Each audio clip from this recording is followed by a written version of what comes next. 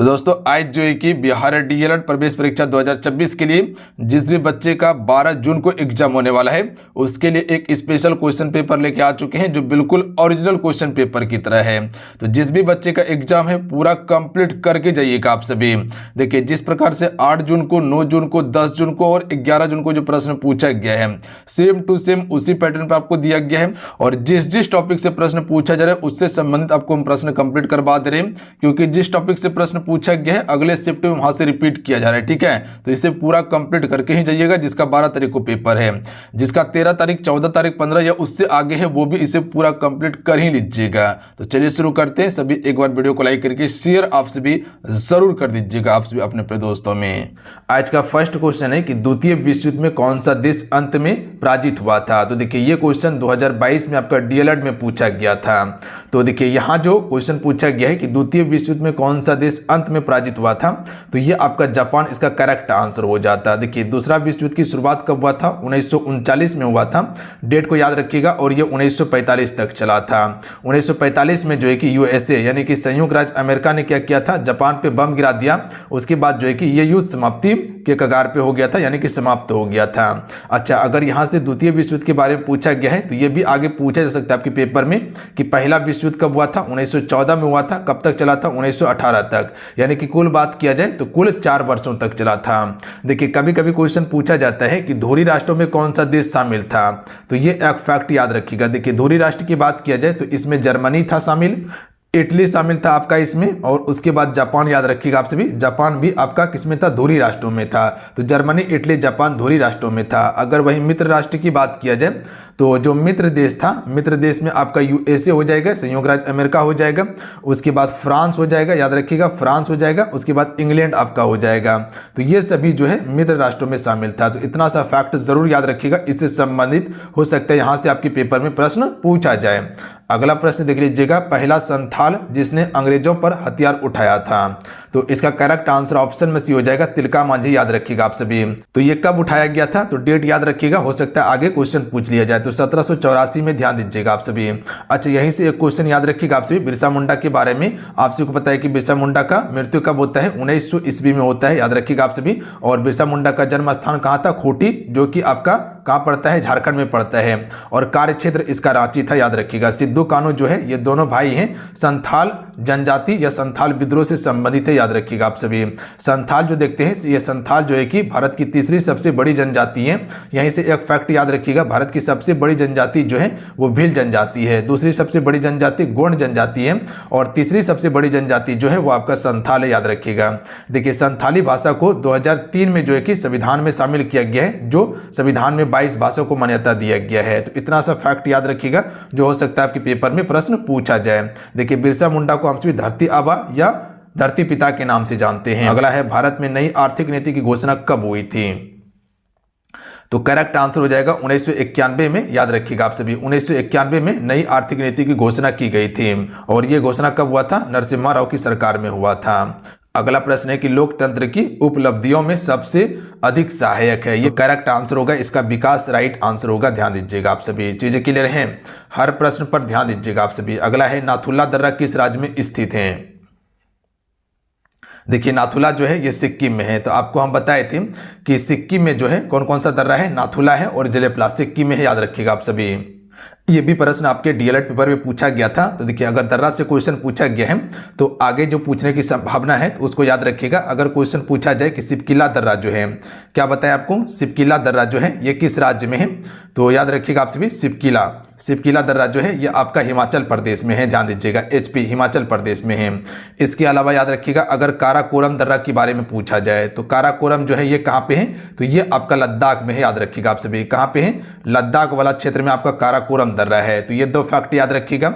इसके अलावा अगर क्वेश्चन पूछा जाए आप सभी से कि बोमडीला दर्रा जो है ये कहाँ पे है, बोमडीला दर्रा, तो याद रखिएगा ये आपका अरुणाचल प्रदेश में है। कहाँ पे है, अरुणाचल प्रदेश में है। तो ये एक फैक्ट याद रखिएगा। तो बोमडीला कहाँ पे है, अरुणाचल प्रदेश में, काराकोरम लद्दाख में है। इसके अलावा एक और दर्रा याद रखिएगा आप सभी, जोजिला दर्रा। तो ये क्वेश्चन अगर पूछा गया है तो आगे पूछने की संभावना ये आपका बन जाता है, तो इसको ध्यान दीजिएगा। जोजिला दर्रा भी आपका कहाँ पे है, कहाँ पर है जोजिला दर्रा, आपका लद्दाख वाला क्षेत्र में है। तो ये फैक्ट पर ध्यान दीजिएगा आप सभी। अगला प्रश्न देखिए, बल का एसआई मात्रक केजी मीटर प्रति सेकेंड स्क्वायर है, तो इसका अन्य नाम भी है, यानी कि इसे अन्य नाम से भी जानते हैं। तो इसे हम सभी न्यूटन में व्यक्त करते हैं, याद रखिएगा आप सभी। तो और इसके अलावा अगर आप सभी से बल का एसआई मात्रक अगर सीजीएस में पूछा जाए, तो सीजीएस में पूछा जाए तो इसका एसआई मात्रक जो होता है वो डाइन होता है। अगर आप सभी से अगर कार्य का एसआई मात्रक पूछा जाए या ऊर्जा का एसआई मात्रक पूछा जाए तो इसका मात्रक क्या होता है, जूल होता है, याद रखिएगा आप सभी। क्या होता है, जूल होता है। अगर दाब का एसआई मात्रक पूछा जाए तो दाब का एसआई मात्रक क्या होता है, पास्कल होता है, पास्कल होता है, याद रखिएगा आप सभी। इतना सा जरूर याद रखिएगा। अगला क्वेश्चन देख लीजिएगा। क्वेश्चन है कि द्वि जगत पद्धति के अनुसार निम्नलिखित में से किन के बीच अंतर स्थापित करना संभव नहीं है। देखिए फ्रेंड, आप सभी वीडियो को जरूर लाइक कर लीजिएगा, सेशन को जरूर लाइक कीजिएगा। आप सभी के लिए काफ़ी ज़्यादा मेहनत करते हैं इस लेक्चर को तैयार करने के लिए, तो लाइक करके आप सभी शेयर जरूर कर दिया कीजिए। चलिए सबसे पहले लाइक कीजिए, उसके बाद फिर हम सभी आगे बढ़ने वाले हैं। लाइक कर लिए, नीचे देखिए आपको एक अंगूठा का बटन दिखाई देता होगा, उसको आप सभी दबा लीजिए। और साइड में है आपको, इस साइड में देखिएगा तो व्हाइट कलर में आपको एक सब्सक्राइब करने का ऑप्शन दिया होगा, तो उसको दबा के ऑल नोटिफिकेशन को ऑन कर लीजिएगा। जब घंटी बनकर आएगा तभी क्लास का नोटिफिकेशन आपको जाएगा। तो यहाँ पर समझिएगा द्वि जगत पद्धति के बारे में क्वेश्चन पूछा गया है, तो इसका राइट आंसर ऑप्शन में डी हो जाएगा ये सभी, यूकैरियोटिक और प्रोकैरियोटिक, उसके बाद कोशिकीय और बहुकोशिकीय जीव, प्रकाश संश्लेषण यानी कि हरित शैवाल, और उसके बाद गैर प्रकाश संश्लेषण यानी कि कवक हो जाएगा। ये सभी के बीच जो है कि अंतर करना असंभव है, याद रखिएगा, संभव नहीं है। तो option number D correct answer हो जाएगा। अगला प्रश्न देख लीजिएगा। क्वेश्चन है 8 नंबर कि नीम का उपयोग एक प्राकृतिक कीटनाशक के रूप में किया जाता है क्योंकि। तो राइट आंसर ऑप्शन में हो जाएगा नीम के शत रस में अजाडिरेक्टिन नामक तत्व पाया जाता है जो एंटीफिडेंट कंपाउंड की भांति कार्य करता है। तो ऑप्शन में ए इसका राइट आंसर होगा। यह भी प्रश्न आपकी डीएलएड में पूछा जा चुका है, तो ध्यान दीजिएगा आप सभी, ये प्रश्न रिपीट होने की संभावना है। अगला है निम्न में से कौन सा एक उपधातु है। देखिए सिलिकॉन जो है ये आपका एक उपधातु है, याद रखिएगा आप सभी। देखिए सिलिकॉन की बात किया जाए तो इसका प्रतीक चिन्ह क्या होता है, SI जो है इसका प्रतीक चिन्ह है, आगे पूछा जा सकता है। इसके अलावा अगर सिलिकॉन का परमाणु संख्या के बारे में पूछा जाए कि सिलिकॉन का परमाणु संख्या कितना होता है, तो परमाणु संख्या 14 होता है, याद रखिएगा। परमाणु संख्या कितना होता है, 14 होता है। इसके अलावा अगर द्रव्यमान के बारे में पूछा जाए कि सिलिकॉन का द्रव्यमान क्या होता है, तो द्रव्यमान के बारे में आप सभी जरूर याद रखिएगा। द्रव्यमान इसका जो होता है 28.085 होता है, 28.085 होता है इसका द्रव्यमान। तो परमाणु कितना होता है 14 और द्रव्यमान 28 पॉइंट कितना होता है 85 होता है, 085। और सिलिकॉन का जो प्रतीक चिन्ह है SI है। तो ये फैक्ट पर आप ध्यान दीजिएगा आप सभी। सोडियम को हम सभी आसानी से चाकू से काट सकते हैं। अगला क्वेश्चन है कि गुणवाचक विशेषण का उदाहरण है। तो ईमानदारी जो है ये आपका गुणवाचक विशेषण की उदाहरण है, याद रखिएगा आप सभी। देखिए गुणवाचक में क्या होता है, किसी के गुण या दोष को दर्शाता हो, जैसे कि काला हो गया, या नीला हो गया, पीला हो गया, ईमानदार हो गया, खराब हो गया, अच्छा हो गया, ये सभी क्या है उसके गुण को प्रकट कर रहे हैं। तो ईमानदारी इसका बिल्कुल करेक्ट आंसर होगा, या ईमानदार इसका बिल्कुल राइट आंसर होगा। अगला प्रश्न है कि उसका छोटा भाई बीमार है, इसमें वाक्य में विशेष्य है बताइए। तो देखिए इसमें विशेष्य जो है बीमार, याद रखिएगा आप सभी, जो बीमार है ये आपका विशेष्य है, याद रखिएगा। ऑप्शन में सी करेक्ट आंसर होगा। अगला क्वेश्चन है कि अनुप्रास अलंकार के कितने भेद हैं। देखिए अनुप्रास अलंकार के जो है 5 भेद हैं, याद रखिएगा आप सभी। पहला जो हो जाएगा वो आपका 6 का अनुप्रास होगा, ये भी प्रश्न आपके डीएलएड में पूछा गया है, याद रखिएगा। दूसरा जो हो जाएगा वो आपका वृत्तीय अनुप्रास होगा, याद रखिएगा आप सभी। क्या हो जाएगा, वृत्तीय अनुप्रास होगा। तो ये फैक्ट पर ध्यान दीजिएगा आप सभी, यहाँ तक ठीक है। अगर उसके बाद तीसरा की बात किया जाए तो तीसरा जो हो जाएगा वो आपका लाटा अनुप्रास होगा, लाटा अनुप्रास हो जाएगा तीसरा लाटा अनुप्रास हो जाएगा। चौथा याद रखिएगा आप सभी श्रित्य अनुप्रास होगा। क्या हो जाएगा, श्रित्य अनुप्रास हो जाएगा। तो ध्यान दीजिएगा आप सभी, ये सभी प्रश्न बन सकता है आपके पेपर में। उसके बाद पांचवा एक याद रखिएगा आप सभी, पांचवा जो होता है वो अनित्य अनुप्रास जो होता है, याद रखिएगा आप सभी। अनित्य अनुप्रास इसका बिल्कुल करेक्ट आंसर हो जाएगा। तो ध्यान दीजिएगा आप सभी, चीजें क्लियर हैं। तो क्या बताएं कि 6 का अनुप्रास, वृत्तीय अनुप्रास, लाटा अनुप्रास, श्रित्य अनुप्रास, और उसके बाद जो है कि अंत्य अनुप्रास जो होता है। तो कुल 5 होता है। अगला प्रश्न देख लीजिएगा कि निम्न में से कौन सा वाक्य अशुद्ध है। तो देखिए इसमें अशुद्ध जो हो जाएगा ऑप्शन नंबर बी हो जाएगा अशुद्ध। यहाँ पर इसमें टाइपिंग एरर हो गया है तो इसको आप गलती कर दीजिएगा। ये सभी शुद्ध हैं। शायद मैं कल जाऊंगा, ये शुद्ध है। वे नियमित पुस्तक बेचते हैं, सही है। उस समय सख्त चालन भी एक अनुशासन था, ये भी सत्य है। जबकि ये ऑप्शन नंबर बी वाला जो है ये आपका अशुद्ध है और टाइपिंग भी एरर है इसमें। अगला प्रश्न है कि मुख्य कमल में कौन सा समास है।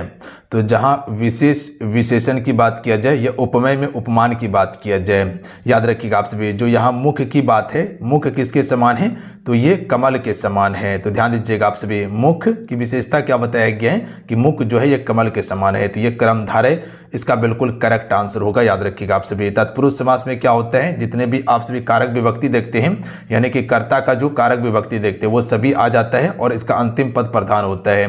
द्वंद्व समास में क्या होता है, अपोजिट वर्ड होता है, जैसे कि लोटा डोरी हो गया, माता पिता हो गया।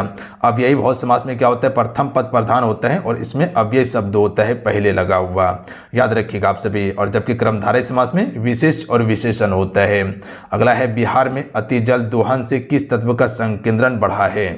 राइट आंसर ऑप्शन में भी हो जाएगा आर्सेनिक। देखिए इसे हम सभी एएस से जो है कि प्रदर्शित करते हैं। देखिए बिहार में जो जल है इसमें आर्सेनिक की मात्रा जो है कि काफ़ी ज़्यादा बढ़ गया है और आर्सेनिक जो है ये एक आपका जो है कि विषैले पदार्थ होता है, याद रखिएगा आप सभी। क्या होता है, विषैले पदार्थ होता है जो क्या करता है, शरीर की कोशिकाओं में पक्षघात यानी कि जो है कि पैरालिसिस होने की इससे संभावना हो जाता है। प्लस में अतड़ी और उत्तकों को हानि पहुंचा देता है और लीवर किडनी जैसे इसमें बीमारी होने लगता है। तो काफ़ी ज़्यादा खतरनाक आपका जो विषैले पदार्थ है आपका आर्सेनिक, याद रखिएगा, जो कि बिहार में जलों में देखने के लिए मिल रहा है यहाँ पे। अगला प्रश्न देखिए, बोस्टन की चाय पार्टी की घटना कब हुई थी। बोस्टन चाय पार्टी की घटना जो हुई थी ये कब हुई थी, तो ये हुआ था 1773 में। डेट याद रखिएगा 16 दिसंबर को, 16 दिसंबर 1773 को हुआ था।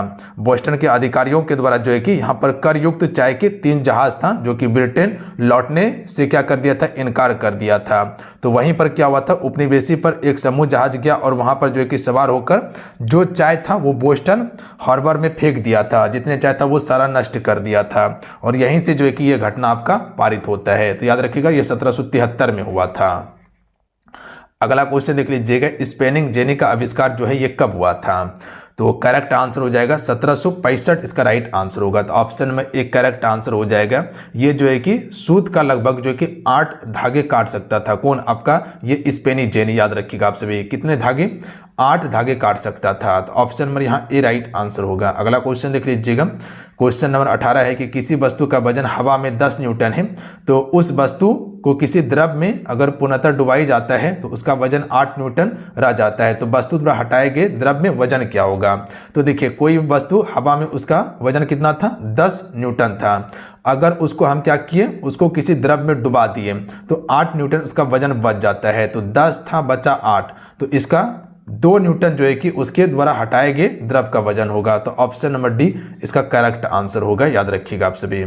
अगला प्रश्न है कि निम्नलिखित में से कौन सा राज्य तेल का सबसे पुराना उत्पादक है। जो ये देखिएगा तेल का सबसे पुराना जो है ये एशिया का तेल का सबसे पुराना आपका क्षेत्र देखने के लिए मिलता है, वो असम का डिगबोई वाला क्षेत्र, याद रखिएगा। सबसे पहला तेल शोधन कारखाना खोला गया था, ये कब खोला गया था, 1901 ईस्वी में खोला गया था। तो ध्यान दीजिएगा डेट से भी प्रश्न बन सकता है आगे पेपर में। अगला प्रश्न देख लीजिएगा, केंद्रीय प्रदूषण नियंत्रण बोर्ड का मुख्यालय कहाँ स्थित है।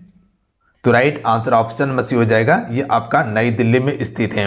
देखिए इसकी स्थापना 1974 में किया जाता है। डेट को याद रखिएगा, डेट से क्वेश्चन पूछा जा सकता है। और ये अधिनियम कौन सा था, तो जल प्रदूषण निवारण एवं नियंत्रण अधिनियम 1974 के तहत जो कि इसकी स्थापना दिल्ली में किया गया था। अगला क्वेश्चन देख लीजिएगा, विकास की स्थिति के आधार पर संसाधनों को डैश के रूप में वर्गीकृत किया जा सकता है।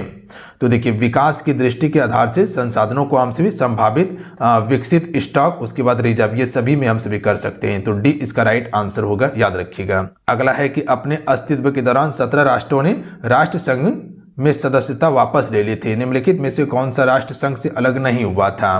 तो देखिए इंडिया हो गया, होंडुरास हो गया, उसके बाद स्पेन हो गया, इसी ने जो है कि सदस्यता वापस ले लिया था, जबकि ब्राजील ने सदस्यता वापस नहीं लिया था। तो ब्राजील इसका बिल्कुल करेक्ट आंसर होगा। देखिए यहीं से एक याद रखिएगा संयुक्त राष्ट्र के बारे में। संयुक्त राष्ट्र का गठन कब हुआ था? 24 अक्टूबर 1945 को हुआ था। डेट याद रखिएगा आप सभी। संयुक्त राष्ट्र का अभी महासचिव कौन है वर्तमान में? एंटोनियो गुटेरेस है। कौन है? एंटोनियो गुटेरेस है, याद रखिएगा आप सभी। बात समझे आप सभी? ध्यान दीजिएगा। अगला क्वेश्चन देख लीजिएगा, मैंग्रोव का सबसे अधिक विस्तार जो है ये कहाँ पे है? देखिए मैंग्रोव वन जो है ये आपको सुंदरवन वाला क्षेत्र यानी कि वेस्ट बंगाल में आपको देखने के लिए मिलता है। यहाँ पर वेस्ट बंगाल की बात आया है तो याद रखिएगा वेस्ट बंगाल जो है जूट का सबसे अधिक उत्पादन करता है। प्लस में यहीं से आप याद रखिएगा कि आपका चावल का सबसे ज़्यादा उत्पादन जो करता है, चावल का सबसे ज़्यादा उत्पादन जो करता है वो वेस्ट बंगाल ही करता है। यहाँ आपका याद रखिएगा वेस्ट बंगाल जो है व्हाइट टाइगर के लिए प्रसिद्ध है, याद रखिएगा आप सभी। अगला है कि वर्ग से नीचे की ओर जाने पर तत्वों की परमाणु का आकार क्या होगा? तो देखिए वर्ग से अगर नीचे की ओर आइएगा तो ये आपका तत्वों की परमाणु संख्या बढ़ता है। अगर वही बात किया जाए कि आवर्त में बाईं से दाईं ओर जाने पर, याद रखिएगा आप सभी, लेफ्ट से राइट जाने पर क्या होगा? तो लेफ्ट से राइट जाने पर आपका त्रिज्या घट जाती है। क्या होती है? त्रिज्या घट जाती है। तो ये एक फैक्ट याद रखिएगा, त्रिज्या घट जाती है।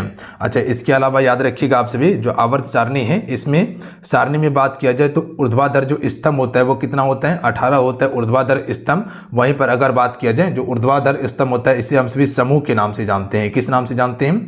समूह के नाम से जानते हैं। और इसके अलावा एक फैक्ट याद रखिएगा जो आपका क्षैतिज जो होता है, क्षैतिज की संख्या कितना होता है? यानी कि क्षैतिज जो पंक्ति होता है इसकी संख्या 7 होता है, याद रखिएगा आप सभी। तो ये फैक्ट आप याद रखिएगा, ये भी आपका डीएलएड के क्वेश्चन में पूछा जा चुका है, डीएलएड के पेपर में प्रश्न। बरौनी तेल शोधन कारखाना बिहार के किस जिले में स्थित है? तो ये आपका बेगूसराय जिले में स्थित है, याद रखिएगा। देखिए ये प्रश्न पूछा गया है तो आगे जो प्रश्न आपसे सिर्फ बन सकता है कि इसका स्थापना कब हुआ था? तो ये 1964 में ये आपका स्थापित हुआ था, याद रखिएगा आप सभी। चीजें क्लियर हैं? और ये किसके सहयोग से किया गया था? तो रूस यानी कि सोवियत संघ के सहयोग से किया गया था। तो दो फैक्ट यहाँ से आपको याद रखना है। देखिए पटना जो है यहाँ पर जनसंख्या घनत्व सबसे ज़्यादा है, प्लस में जनसंख्या भी सबसे अधिक आपका पटना में ही है, ध्यान दीजिएगा। गया जो है सबसे गर्म जिला है। कौन सा बहुब्रीहि समास का उदाहरण है? देखिए बहुब्रीहि समास जो है इसमें नीलकंठ जो है ये आपका बहुब्रीहि समास का उदाहरण है। देखिए जिसका नीला है कंठ अर्थात क्या होता है? शंकर, याद रखिएगा आप सभी। यानी कि अपना अर्थ छोड़कर किसी तीसरे का अर्थ को बता रहा है। तो ऑप्शन नंबर यहाँ पर क्या हो जाएगा? सी करेक्ट आंसर होगा। निस्दिन इसमें अब यही बहुत समास है। त्रिभुवन इसमें आपका द्विगु समास है। और पुरुष सिंह इसमें आपका तत्पुरुष समास है, याद रखिएगा आप सभी। अगला प्रश्न है कि सिर झुका तने नियति की मान ली ये बात, स्वयं मुरझा गया तेरा हृदय जल जात, इसमें कौन सा अलंकार है? तो देखिए अलंकार का स्पेशल क्लास करा चुके हैं हम सभी, जहां पर थ्योरी और आपको प्रैक्टिस दोनों करवाए हैं। तो नहीं देखे देख लीजिएगा, चैनल पे अवेलेबल है, वहां से जाके देख लीजिएगा तो सारा अलंकार आपका क्लियर हो जाएगा। प्लस में एक अलंकार का क्लास दे देंगे तो आराम से ये प्रश्न को बना लीजिएगा। तो ये आपका रूपक अलंकार होगा। रूपक अलंकार में किसी के जैसा अगर बताया जाए तो समझ लीजिए वहाँ रूपक अलंकार ही होगा, याद रखिएगा आप सभी। या कह सकते हैं कि उपमेय में उपमान के बीच अगर भेद मिट जाता है वहां पर आपका रूपक अलंकार होता है। जैसे कि यहाँ देखिएगा, सिर झुका तने नियति की मान ली ये बात, स्वयं मुरझा गया तेरा हृदय जल जात। तो यहाँ हृदय जो है किस तरह मुरझा गया है? जलजात की तरह मुरझा गया है। हृदय किस तरह मुरझाया है? तो जलजात की तरह मुरझाया है, यानी कि जलजात के जैसा बताया जा रहा है। तो इसमें रूपक अलंकार होगा। चीजें क्लियर हैं? अगला है स्वर संधि के कितने भेद हैं? Right answer option number D हो जाएगा। 5 भेद हैं। कौन कौन सा है? पहला एक आपका दीर्घ स्वर संधि हो जाएगा, दीर्घ हो जाएगा। दूसरा याद रखिएगा गुण हो जाएगा, गुण हो जाएगा। तीसरा आपको याद रखना है, तीसरा जो हो जाएगा वृद्धि हो जाएगा। तीसरा आपको वृद्धि संधि याद रखना है, वृद्धि संधि याद रखना है। चौथा जो आपको याद रखना है, चौथा आपको यन संधि याद रखना है, यन संधि याद रखना है। क्वेश्चन पूछा जा सकता है तो ध्यान दीजिएगा। और पांचवा जो आपको याद रखना है अयादी संधि होता है। पांचवा क्या होता है? अयादी संधि होता है। तो क्या क्या बताया आपको? दीर्घ संधि बताएं आपको, दूसरा गुण संधि बताएं, तीसरा आपको वृद्धि संधि बताएं, चौथा आपको यन संधि बताएं और पांचवा आपको अयादी संधि बताएं। तो इतना फैक्ट को जरूर याद रख लीजिएगा आप सभी। अगला प्रश्न देख लीजिएगा। अगला है कि चादर से बाहर पैर फैलाना मुहावरे का अर्थ क्या होता है? Right answer option number D हो जाएगा, आय से अधिक व्यय करना। अगला क्वेश्चन देखिए, निम्नलिखित में से किस रस को रसराज की संज्ञा दी जाती है? तो राइट आंसर होगा श्रृंगार रस को, श्रृंगार रस को रसराज की संज्ञा दी जाती है। अगला है परिश्रमी छात्र आलस्य नहीं करते, इसमें कौन सा उद्देश्य है? इस वाक्य में कौन सा उद्देश्य है? तो परिश्रमी छात्र जो है यही आपका क्या है, उद्देश्य है। यह प्रश्न आपके डीएलएड के पेपर में पूछा जा चुका है। वेग समय ग्राफ के ढाल से प्राप्त किया जाता है, तो इससे क्या प्राप्त किया जाता है? त्वरण प्राप्त किया जाता है, तो डी करेक्ट आंसर होगा। अगला क्वेश्चन है कि ओजोन परत में छेद के लिए कौन सी गैस मुख्य रूप से उत्तरदायित्व है? तो राइट आंसर होगा क्लोरोफ्लोरोकार्बन, जिसे हम सभी CFC के नाम से जानते हैं।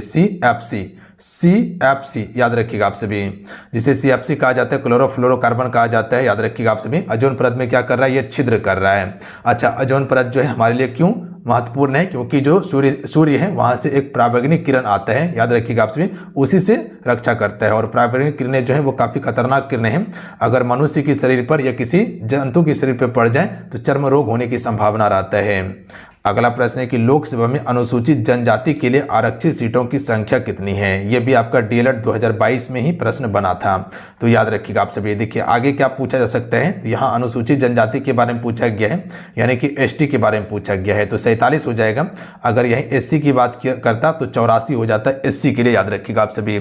और ये किस अनुच्छेद के तहत दिया गया था? तो अनुच्छेद 330 में इसका चर्चा किया गया है। जब नया परिसीमन आयोग बना था उसके बाद जो है कि अनुसूचित जाति के लिए 84 और अनुसूचित जनजाति के लिए आपका 47 रखा गया था, तो ध्यान दीजिएगा आप सभी।